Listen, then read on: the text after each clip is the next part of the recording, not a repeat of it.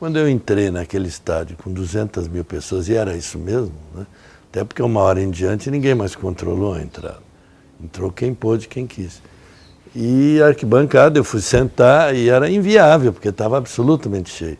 Aí um cara berrou: brasileiro, sempre cabe mais um. E aí eu fui entrando, né, ganhando lugar assim, e consegui sentar na arquibancada. Sendo que o Pacaembu, depois que eu fui ao Maracanã, ficou desse tamaninho. O Maracanã era quantas vezes? 5 vezes o Pacaembu. Então entrar no Maracanã naquele dia, com o estádio cheio, para quem só tinha ido no Pacaembu, bom, não dá para descrever, era uma coisa absolutamente surpreendente e monumental. Que era enorme, tinha 3 lugares na frente, 3 atrás. Eu vim com meu pai, meus 2 cunhados, que as minhas irmãs eram muito mais velhas que eu, um primo e o Justa, que era o dono do carro, que é também um amigo de papai, que era primo da gente, de longe. Talvez todo mundo grande e eu 18 anos. Porque eu quis vir, né? Poxa, imagina. Perder o Maracanã, perder isso aqui. Ah, depois do jogo da Espanha, então, meu Deus, que loucura. Era festa, mas a gente veio e deu uma volta, porque esse Justa, ele era engenheiro da Central e conhecia toda essa parte aqui, entendeu, no Maracanã, e veio driblando o trânsito. E a gente estacionou lá na Quinta Boa Vista, viemos a pé até aqui. Sentamos ali, ó, bem no meio do campo. Chegamos cedo, no meio do campo. Crente que estávamos abafando, 10 minutos antes da meia hora. Invadiram isso aqui, foi uma loucura. Gente para todo lado, sabe? Nós todos sentadinhos, bonitinhos, cada um foi parar num canto. Meu pai caiu de costas, entendeu? Óculos para um lado. Vamos lá. Aí, poxa, nós tivemos que levantar e conseguir o lugar lá em cima. Quase atrás do gol, depois da linha de córner. Em pé, nas últimas cadeiras, os últimos degraus da arquibancada, para ver o jogo. Todo mundo em pé, ninguém conseguia sentar, porque tinha gente.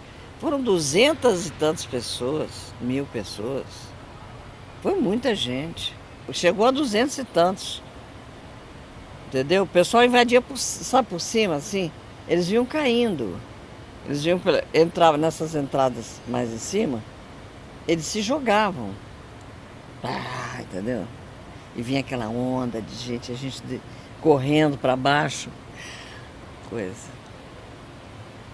Eu, pelo menos, tinha 18 anos, era safa, né? Meu pai, coitado, caiu de costas.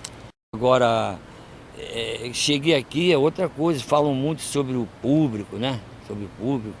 Eu estimado em 200 mil, para mim teria mais de 200 mil, que já estava superlotado. E depois ainda caiu o muro da estação ferroviária, pularam muita gente pelas roletas, né? Antigamente, atrás, pularam. Agora, pela Copa do Mundo, já estava lotado, não tinha mais para entrar ninguém, muita gente lá fora. Quando caiu o muro da estação ferroviária, aí houve um desespero, o pessoal começou a pular e matar a roleta. Tu vindo nessa trajetória daqui para a Quinta da Boa Vista até o Largo da Cancela, isso é uma multidão, filho, era muita gente. Carro era pouco, sabe porque era carro, aqueles carros antigos, né? Aqueles carros tudo de lotação. O trem era maré fumaça, filho, entendeu? Então não tinha metrô, não tinha cidade, era outra, entendeu? Aí é outra coisa, diferente. Tem pessoas que chegou aqui na Veste até para deixar um carro, vamos dizer, para chegar e se locomover, entendeu? Hoje é tudo diferente. Muito triste. Depois, o pior é que acabou o jogo, apito, e ninguém saiu do lugar. Todo mundo chorando, esperando, entendeu? E aí, os mais velhos bateram palma para o Uruguai. Todo mundo batendo palma, eu não bati. Eu, garota, né? Fiquei revoltada. Não sabia ainda que era civilização, né? Porque foi bonito, muito bonito. O Uruguai recebendo a taça e o Maracanã todo aplaudindo. Chorando e aplaudindo, né? Eu chorei muito. Não conseguia conter já. Papai, todo mundo chorou. Tanto que os uruguaios, eles estavam no hotel ali no Flamengo. Como era o nome do hotel? E eles saíram tranquilamente, foram beber chopp naqueles bares ali do Flamengo, numa boa, entendeu? Ninguém falou nada, ninguém fez nada. Eram outros tempos, né? Hoje, imagina se o cara, se o Brasil ganha lá fora, se pode sair os jogadores calmamente tomar chopp. Hoje está muito violento, né, o mundo. Mas eles ficaram comemorando numa boa, todos eles. E o brasileiro dentro de casa, né? Quer fazer, ficar na rua, só louco que ficou na rua. Quem não gosta de futebol ficou na rua. Quem gosta chorou. Eu chorei muito. Juro por Deus que o Maracanã estava chorando.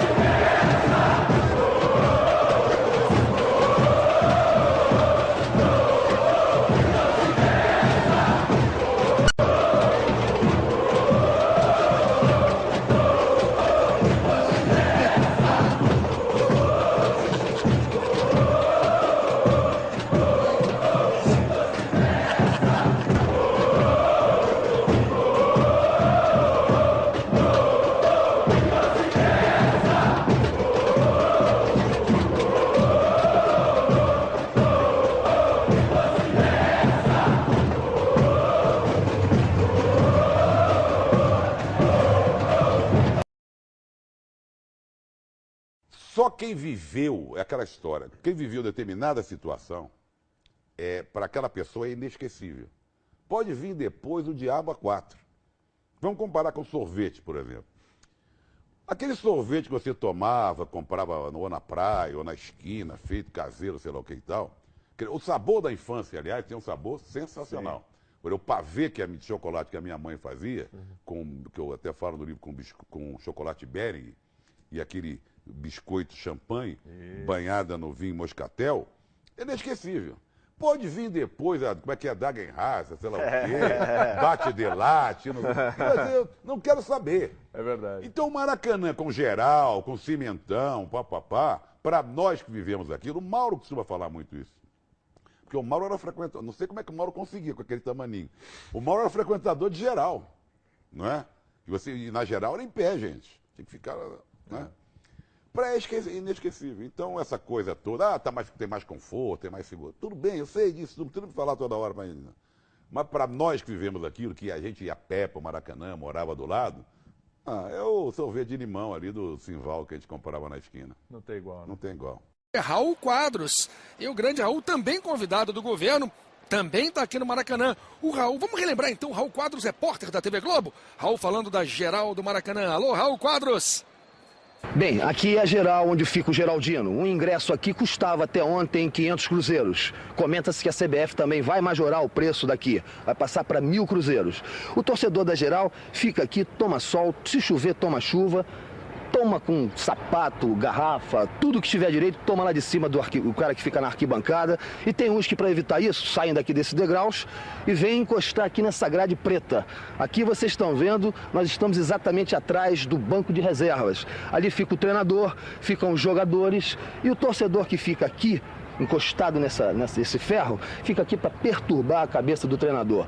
Diz o que quer pro treinador, faz o diabo. A única coisa que eu não entendo até hoje é como é que o torcedor invade o gramado do Maracanã. O fosso é largo, é muito largo, mas o negócio é que de repente você está aí na arquibancada, ou na tribuna, ou na especial e tem lá um torcedor abraçado a um jogador. Mas esse quer fazer farra. O outro que fica aqui quer perturbar e perturbar muito. Ele joga tudo, meu irmão. Ele pega o sapato, ó, e vai lá na cabeça do treinador, pega o outro sapato, joga também, olha lá. Ele quer perturbar o treinador, olha lá. Acertou. É isso aí. E depois vai embora para casa descalço. E tudo mais vá pro inferno. Bom demais! Raul Quadros dando uma sapatada no treinador. Você viu nessa imagem antiga a configuração inicial do Maracanã, a configuração clássica do Maracanã, as arquibancadas. Está vendo aqui atrás de mim? Hoje só cadeiras. Nós temos 3 lances aqui no Maracanã. As arquibancadas eram de concreto, as famosas cadeiras azuis e a geral também no concreto. Raul está de sapato hoje, Guido Nunes. Está sim, Luiz Carlos Júnior aqui ao meu lado. Luiz Carlos Júnior perguntou se você estava de sapato hoje. Ainda tô de sapato, Luiz. Raul, essa história é sensacional, né? Dessa reportagem que você nos contou. Hoje a gente tem também aqui, não é mais a geral, as cadeiras muito próximas aqui. Não precisa mais fazer isso, né, para chamar a atenção? Não, é que o torcedor da geral, ele reclamava. Quando o treinador não o atendia, não atendia nunca, ele jogava o rádio, jogava o que tinha na mão. Quando não tinha nada na mão, pegava o sapato, jogava o sapato. E embora descalço, ele saía feliz daqui. Acabou esse charme do Maracanã, que é a geral. Fizeram agora um muro, tá bonito, tá lindo. Mas fizeram um muro que, de repente, vai funcionar como a velha geral, hein? Tá certo, o Carlos que também é um personagem aqui desse Maracanã, bateu um papo com o Raul Plasma, vamos acompanhar. Pergunta que você nunca me fez, Xará. O goleiro sua? Aí, dá pra suar. Você tá o tempo todo porque o coração vai a 185, 200. Por isso é de sua. Questão de cabeça, nervoso.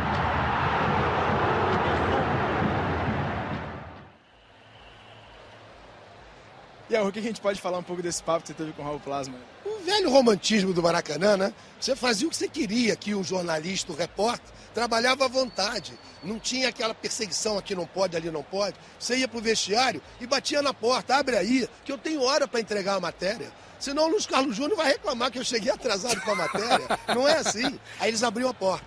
Hoje não. Hoje tem tempo para tudo. Você quer falar com o João não vai dar entrevista. Tem que falar com o Paulo, você não quer falar com o Paulo. Enfim, hoje mudou tudo. Tem só uma coisa, hein? O velho Maracanã, gigante adormecido, acabou. Mas o novo Maracanã tá lindo, lindo demais. Muito bonito mesmo. Diminuiu.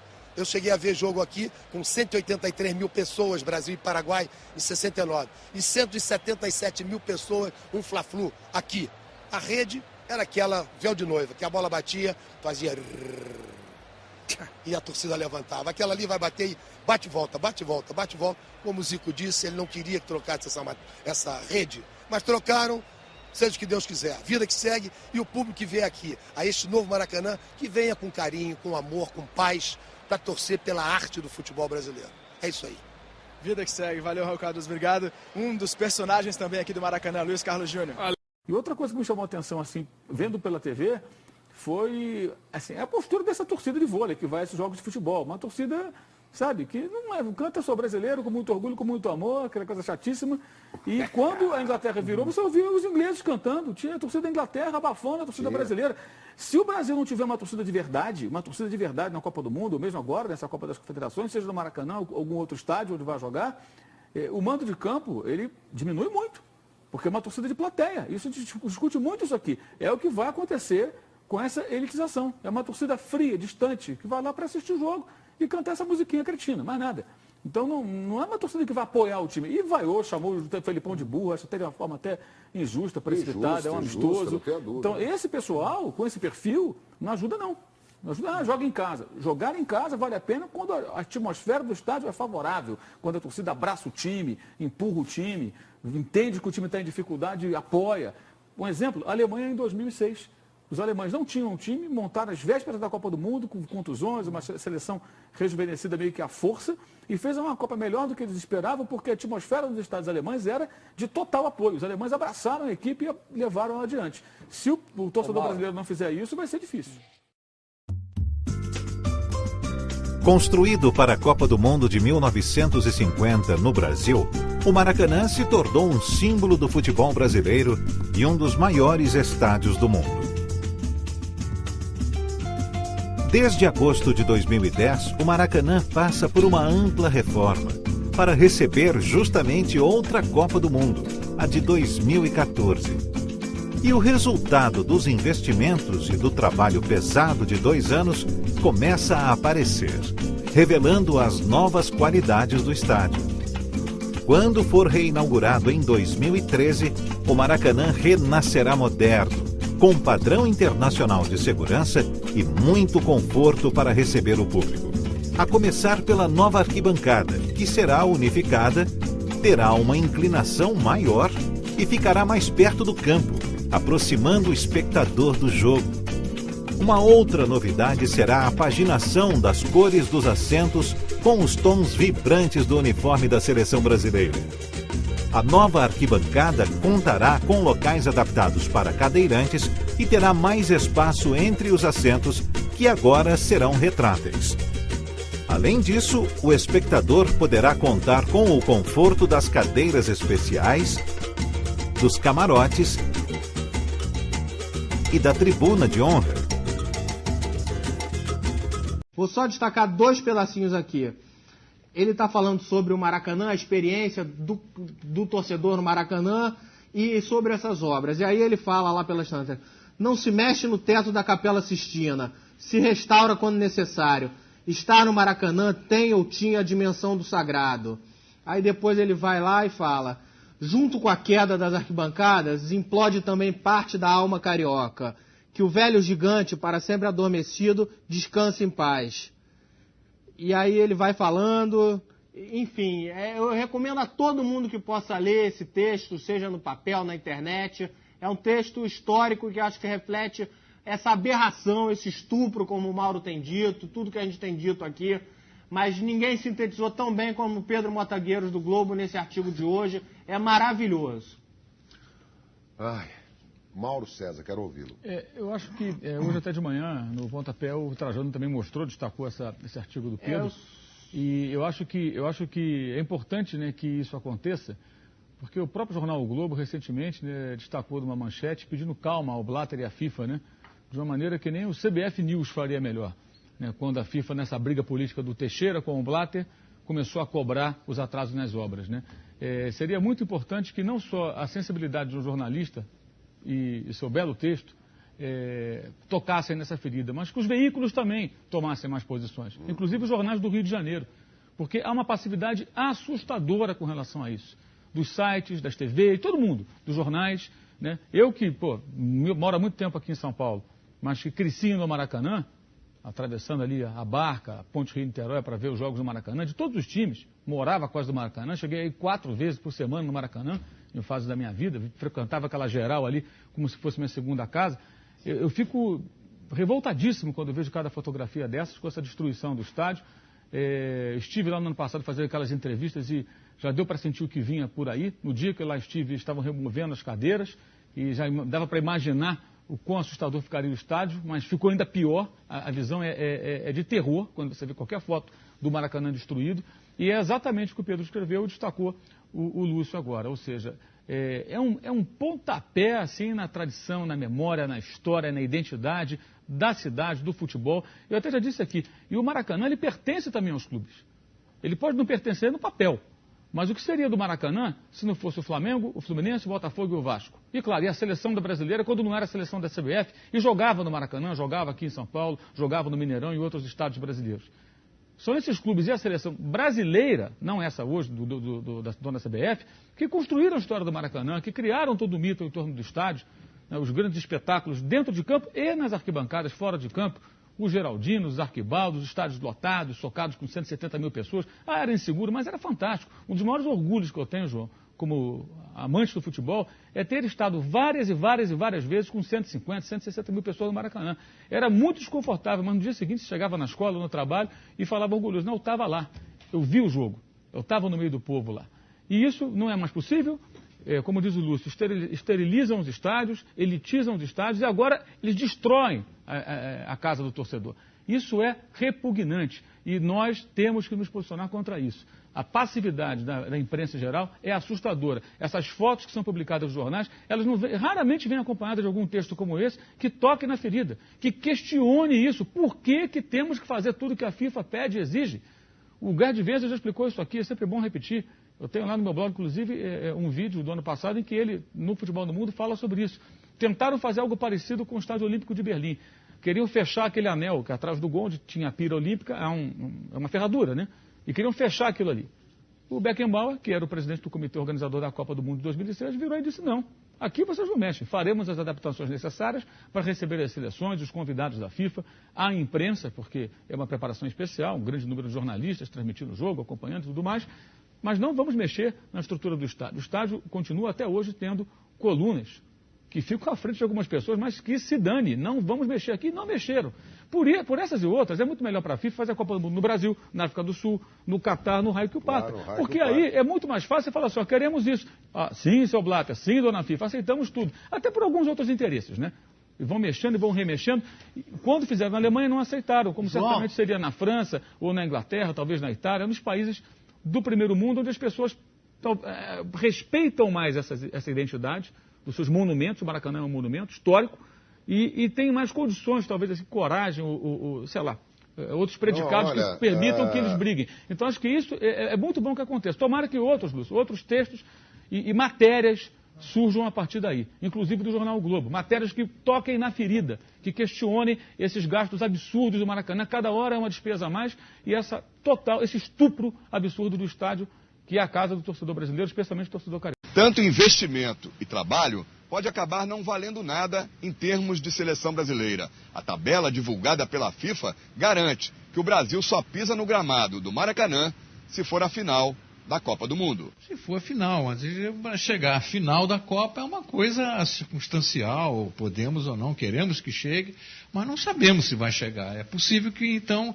esse grande estádio que foi demolido, destruído, reconstruído, diminuído, né? E por conta de muito dinheiro, ou muita grana mesmo, é possível que esse estádio não veja a seleção brasileira no ano em que a Copa volta ao Brasil. Bom, a gente pode chegar à conclusão que o Maracanã é um estádio que está se gastando milhões, milhões e milhões, que foi destruído. Não tem nada mais a ver com aquele Maracanã dos velhos tempos, quando foi o maior estádio do mundo, e não serve rigorosamente para nada. É um estádio de segunda classe.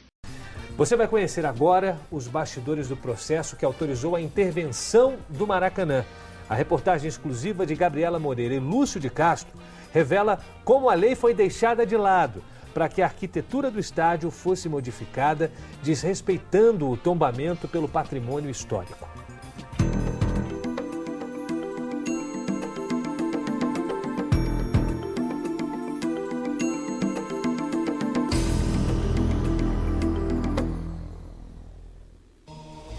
Em 1950, um país orgulhoso exibe ao mundo sua capacidade empreendedora. O maior estádio do mundo. Uma obra grandiosa para abrigar uma Copa do Mundo. Por trás da fachada, denúncias de desvios de verbas, superfaturamentos, favorecimento de empreiteiras e na exploração do Maracanã. A principal peça de defesa tem como pilar em suas justificativas a impossibilidade do cumprimento da lei. A razão? A necessidade de urgência na obra. Na sustentação, as medidas de exceção estão justificadas por imposições superiores em virtude dos compromissos internacionais assumidos pelo Brasil. 63 anos depois, muitas coisas mudaram no Brasil. Outras, nem tanto. Um tombamento desrespeitado. E um patrimônio desfigurado. Preste atenção nesta assinatura. E neste nada a opor. No dia 4 de abril de 2011, o superintendente regional do Instituto do Patrimônio Histórico e Artístico Nacional, o IPHAN, aprovou o projeto que concedeu a licença para substituição da marquise e modernização do estádio. O órgão é o responsável pelos bens tombados. O ato do superintendente Carlos Fernando de Souza Leão Andrade gerou indignação e veementes protestos por parte do Conselho Consultivo da entidade. De acordo com a ata da 68ª reunião do Conselho, em 30 de agosto do mesmo ano, obtida através da Lei de Acesso à Informação e reconstituída aqui, a assinatura e o parecer com nada a opor do superintendente foram tratados como inaceitáveis. O que nos interessa aqui é saber como foi possível que a superintendência do IPHAN no Rio de Janeiro tenha tão de leve, tão ligeiramente concordado com a destruição da marquise. Acho, francamente, que houve desleixo e distração de parte do responsável pelo encaminhamento desse ato. Em 2011, uma ação do Ministério Público Federal solicitou a suspensão da demolição da marquise do Maracanã, alegando violação da lei. De acordo com a ação, a autorização do superintendente do IPHAN que possibilitou a obra no estádio é manifestamente nula. E tal destombamento é ato privativo do presidente da República. Para conseguir a demolição, o governo do estado se baseou em 5 pareceres técnicos que condenavam a estrutura da cobertura. Mas os pareceres não foram consenso nem dentro do próprio IPHAN. No órgão responsável por defender os bens tombados, apenas uma arquiteta recém-concursada foi ouvida. A reunião dos conselheiros e os protestos contra a aprovação da superintendência do IPHAN ocorreu quando o fato já estava consumado. Na reunião estava presente o conselheiro que foi o relator do processo de tombamento do Maracanã. Por força legal e pela presença, é um pouco difícil para mim falar sobre esse caso. Como conselheiro relator, eu me sinto profundamente revoltado pelo modo como meu parecer foi utilizado. Eu não conheço obra de demolição em edifício tombado. Nunca vi. Só conheço obra de restauração e conservação, aqui e no mundo inteiro. Destruir obras tombadas é crime. E todos aqueles que participam disso são responsáveis criminalmente. Lembra daquela assinatura e daquele nada a opor? São de Carlos Fernando de Souza Leão Andrade, superintendente do IPHAN. É funcionário da Secretaria de Obras do Rio de Janeiro, exatamente quem queria pôr a marquise abaixo. Um acúmulo de cargos legal, mas... E não cabe ao administrador e superintendente do IPHAN no Rio de Janeiro agir desse modo. Tem todos os defeitos possíveis. Após a decisão de permitir o destombamento da cobertura, Souza Leão saiu do IPHAN. No estado, foi realocado na Secretaria de Desenvolvimento Econômico e Social, com cargo comissionado. Questionado pela reportagem, num primeiro momento, Souza Leão negou que fosse funcionário do estado. O senhor era funcionário, ainda é, né, do estado? Não. Naquela época? Não, eu era superintendente do IFAM. E funcionário do estado do Rio de Janeiro naquela época? Sim, cedido ao IFAM. Depois, confirmou. Mas disse que não via conflito de interesses no acúmulo de funções. A minha decisão foi completamente técnica. Eu posso te mandar o meu parecer. Também, engenheiro, não é verdade que não se possa restaurar as estruturas. Todas as pontes, todos os grandes viadutos e pontes de São Paulo estão sendo restaurados. Portanto, seria possível restaurar o Maracanã. A razão política é outra. Querem fazer uma obra. Querem aproveitar esta obra para dela participar. Uma liminar da Justiça Federal negou o pedido do Ministério Público Federal para impedir a demolição. A decisão final não saiu e o estádio já foi até reinaugurado.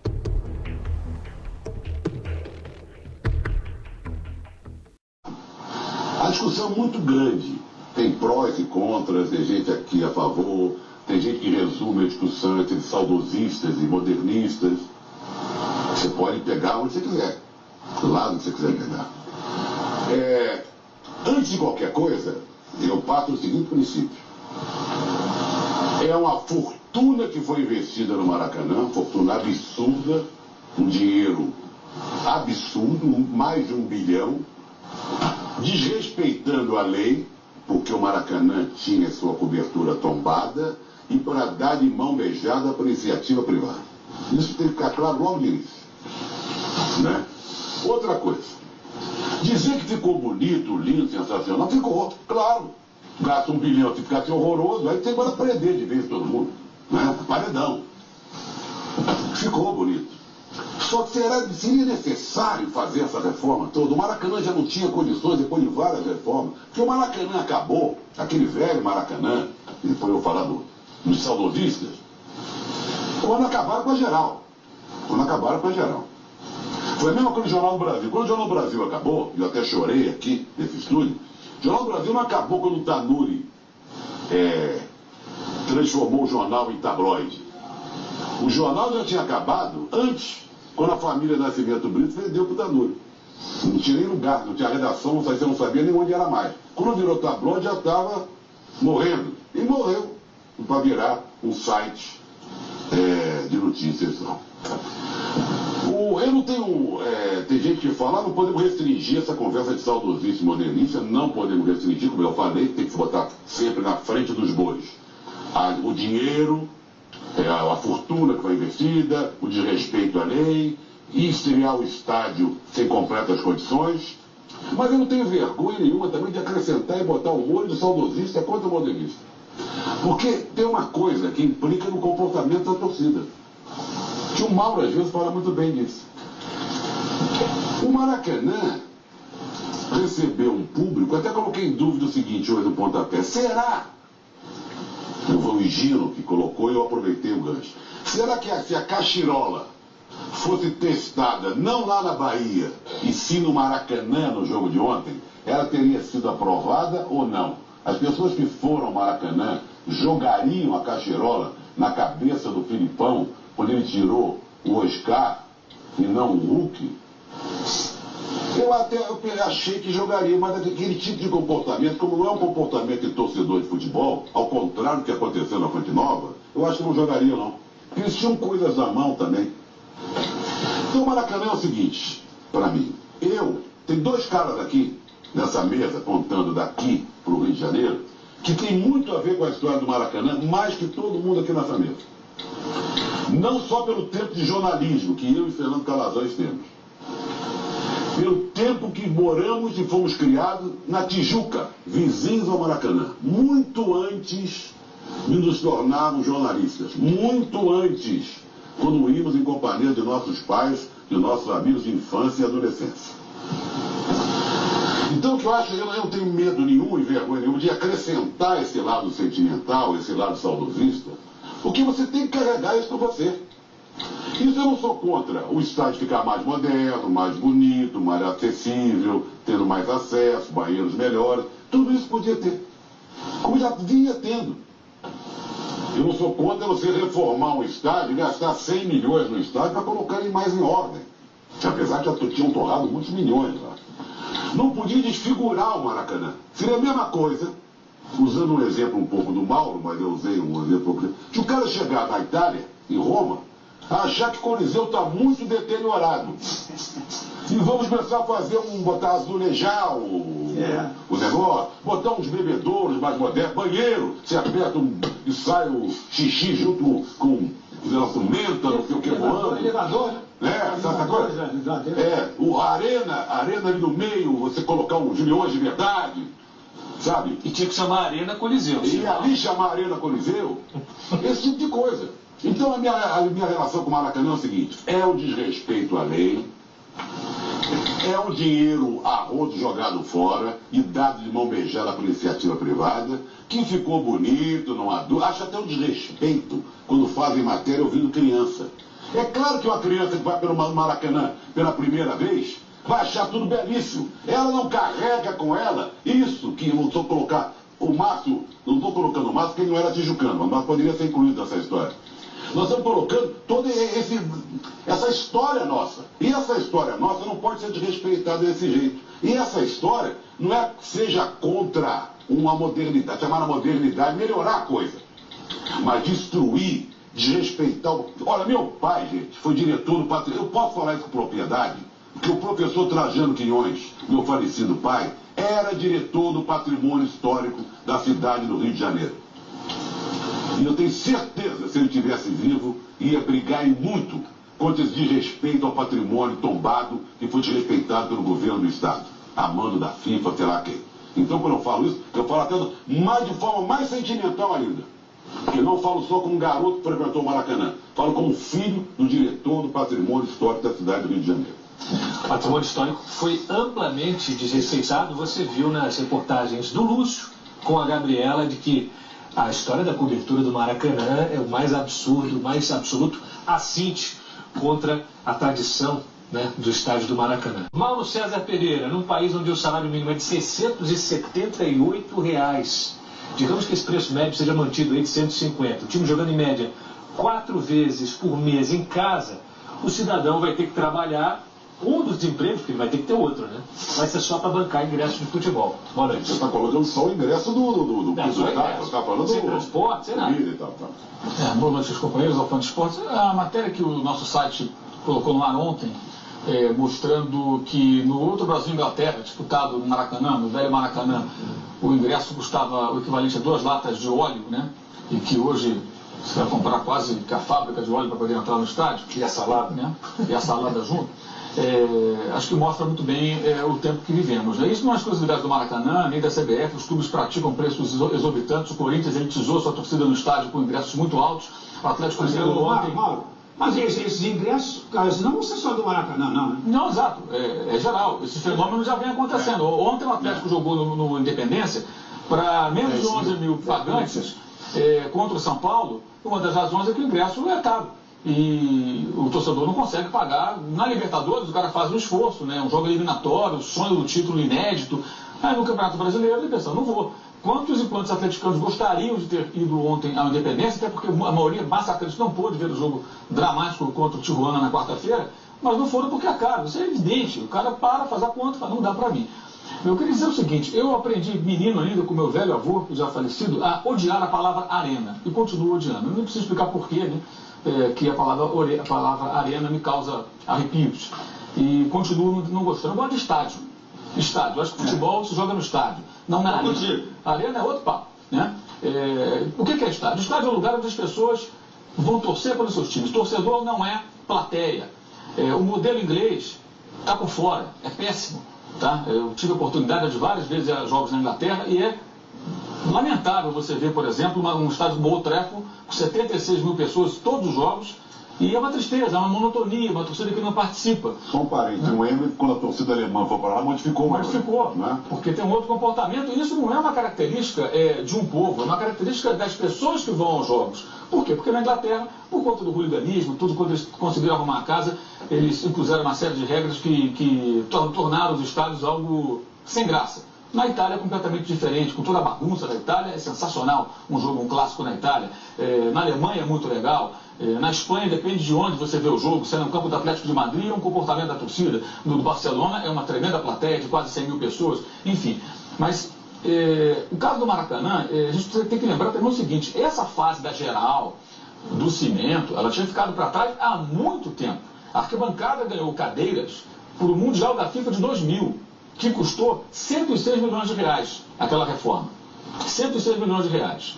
E a geral deixou de existir quando, em 2007, o estádio teve inaugurado seu novo layout, né, com o gramado rebaixado, as cadeiras invadindo o espaço da geral. Os geraldinos continuaram indo ao Maracanã, porque o ingresso ali embaixo ele era o mais barato do estádio, próximo do preço da antiga geral, tanto que nos tempos, do curto período daquela configuração do Maracanã, com a cadeira azul embaixo, as arquibancadas em cima, que durou de 2007 até o fechamento do estádio em 2010.